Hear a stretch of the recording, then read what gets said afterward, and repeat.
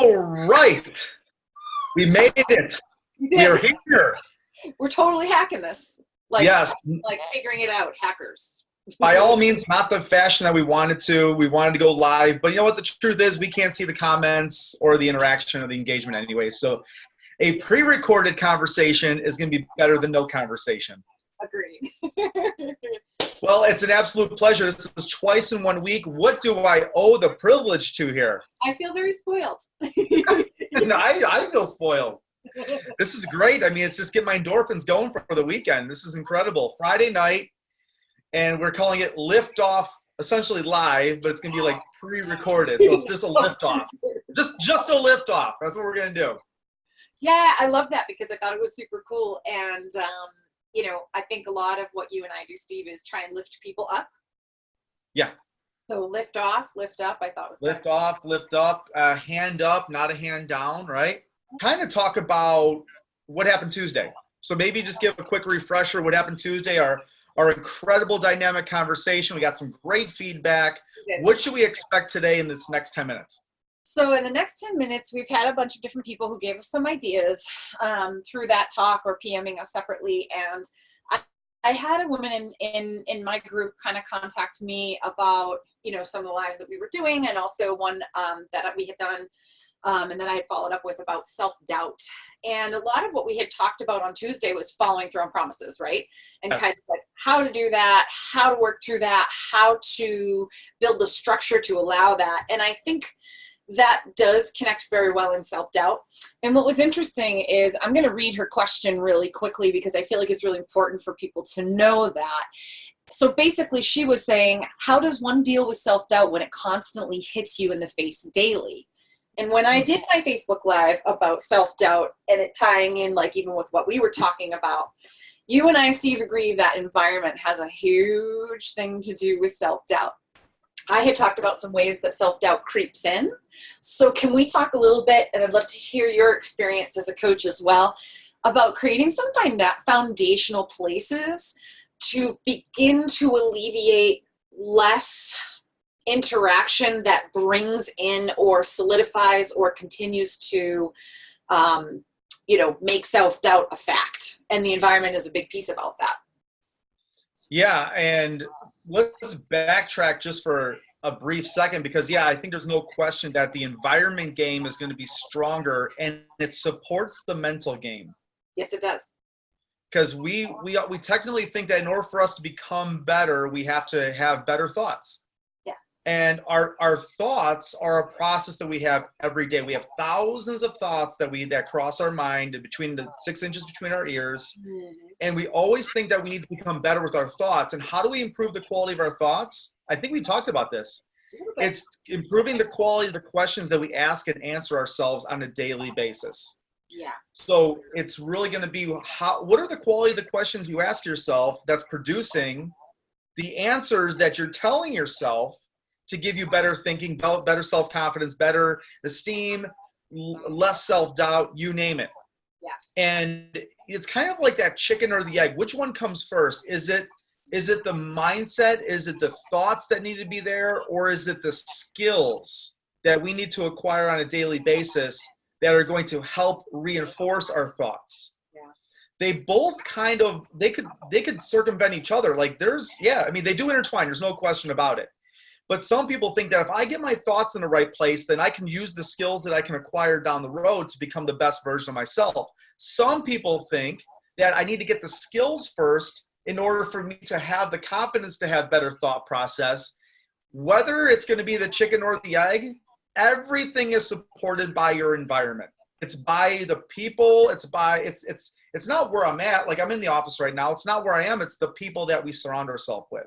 Yes. Okay. That's a huge thing I had to talk with her about, and kind of pushed her forward that. And I used, I used an example from my life because I do that a lot because I feel like everybody teaches from their own experience.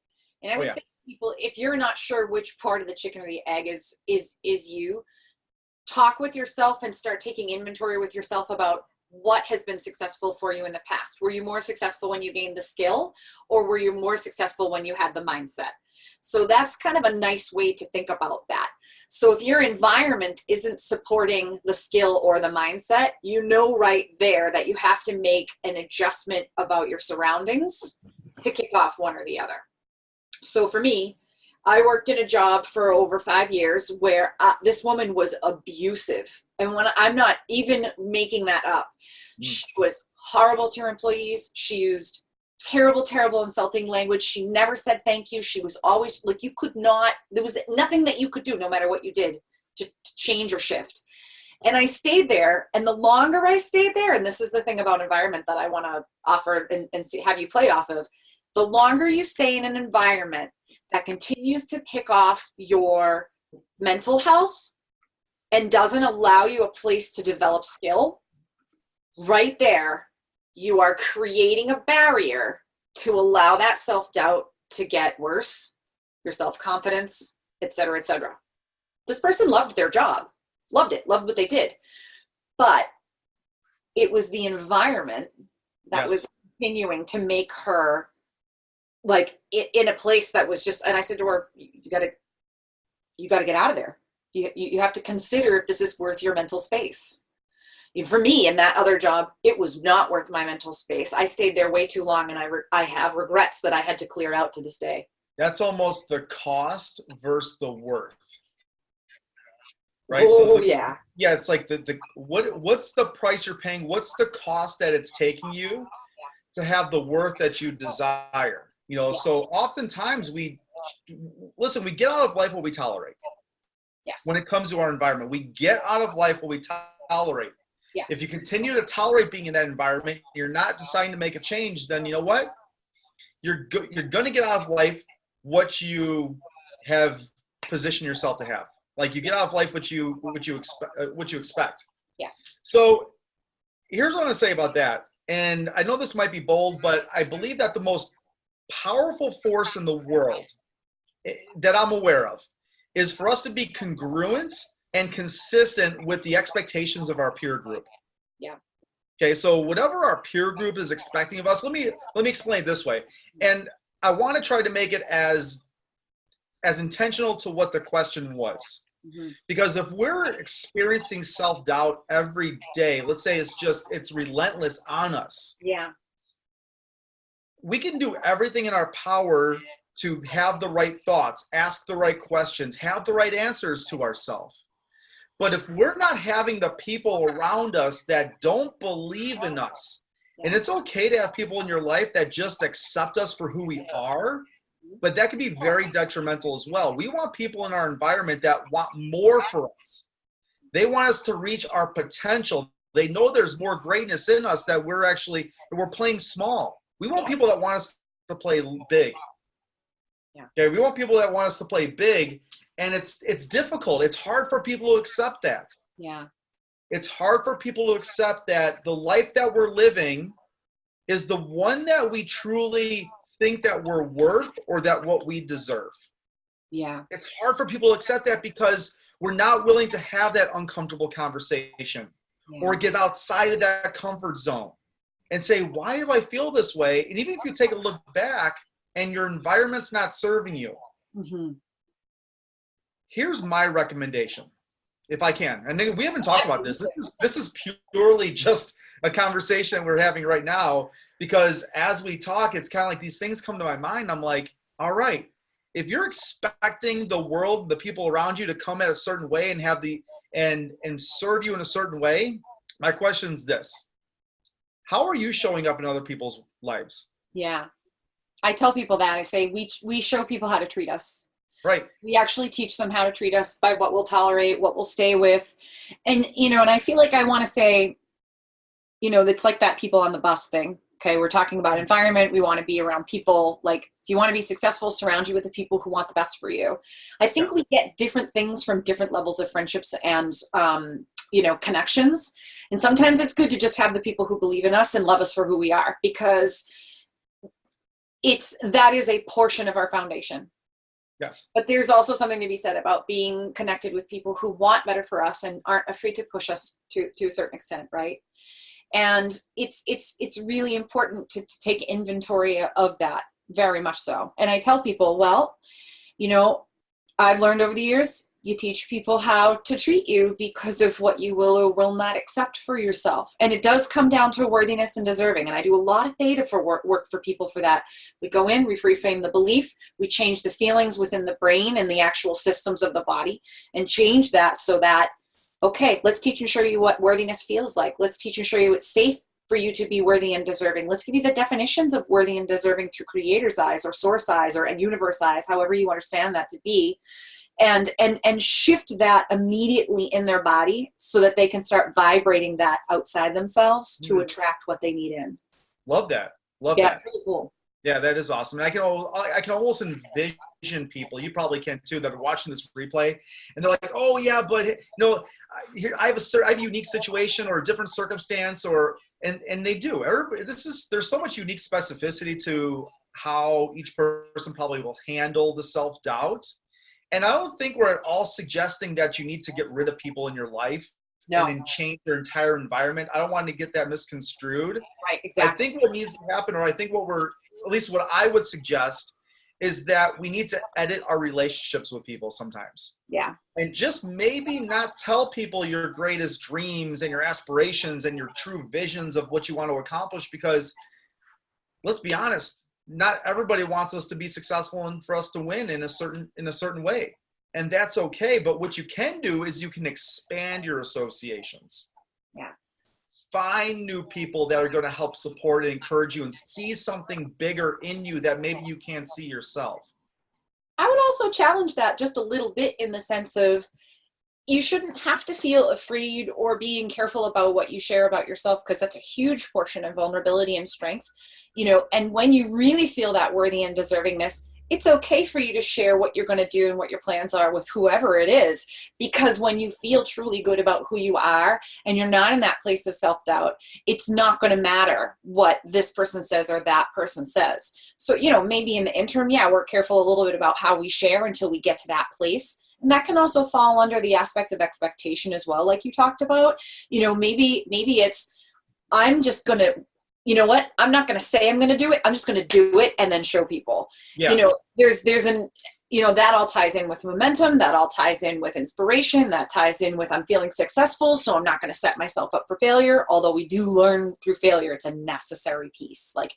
You can't, that's one of the best ways that you can learn. But I feel like self-doubt, working that through worthiness, working that through, deserving, working that through changing your environment, whether your environment is taking inventory of the relationships of the people or the actual surroundings of where you are to uplift who you are. Okay. It's still important for you to be able to share all of the things of your heart and your being without fear of judgment, because that's real self-esteem. That is real personal power.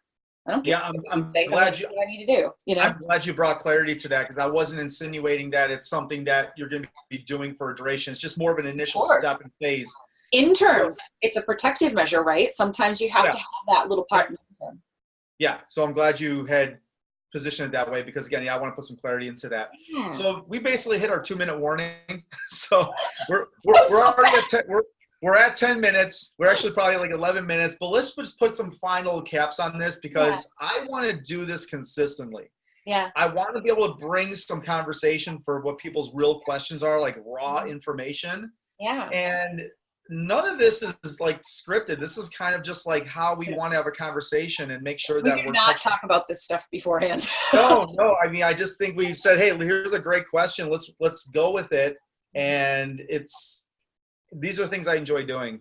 I enjoy. I do too. And I want to show people too, and I'm gonna show what I would hope people would engage with us right now with you. I want people to give us their takeaway moments, in either in the comments or if we're able to do a live where that we can see their chats. So I want to show them today through our conversation, Steve, my takeaway that I think was really brilliant that you brought up, because we talked about environment. You brought the environment to the other place of sometimes it's not the actual space. Sometimes your environment is created by your people, and it's about taking inventory with your people, because your people also dictate your environment. And that was oh, so I really, that was a really awesome takeaway for me. So thank you. Awesome. Well, yeah, absolutely. So let's leave it open to maybe some interpretation to people, and how, maybe they want to, put their either questions in, or maybe their feedback, like you said, into this conversation. And I can almost guarantee that this is not going to be the last time we talk about self-doubt, because it is a part of all of us. It's huge. Yeah, I mean, even social media, you bring your best representation to the front, but there's always, like I said, these shit-tastic moments that we're experiencing on a day-to-day basis that we don't want to reveal to people. Yeah. But we have to flex our muscle of vulnerability too. Yeah. Like we need to do that so that we can shed these limiting beliefs and break free of who we actually are. Yeah. And I would remind people through all of the talks that we're going to do, just before we log off, is please be gentle with yourself. Please understand that you're human. Please understand that nobody has their shit together. These are just things that we strive for. And here's some advice and some steps, or maybe even some exercises that we can bring to you to kind of help you get to a place so that you have more joy and less of the shit-tastic show. Right. There you go. Yeah. So, absolutely. And again, I love this statement. It serves well here, but there's no shame in changing a situation or a circumstance that you're not satisfied with. The shame would be just staying in it. And we want to help you. We just want to help you get out of wherever you're at, because you really don't deserve to be there. Your past doesn't equal your future unless you're still living in it. You got it.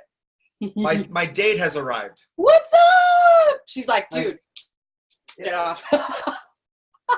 This is my date for the evening. So, all right, we're going to sign off so I can spend some valuable time with this beauty. She's gorgeous. She takes after her mother. Awesome. Awesome. You guys have an awesome night. Thank you to everybody who's watching. We'll catch you soon.